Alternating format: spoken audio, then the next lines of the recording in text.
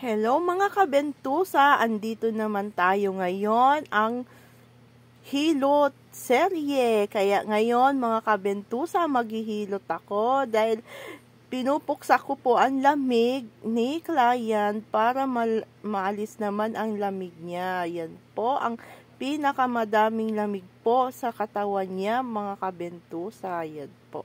Kaya ngayon mga kabentusa, tatanggalin natin siya yung lamig sa katawan niya sa pamamagitan po ng bentusal class. Kaya po, ang dami niyang lamig mga kabentusa. Yan. Ay, napuksa ko na ang lamig niya sa katawan. O, diba? Ang dami. Kaya ngayon, ay mamula pa rin.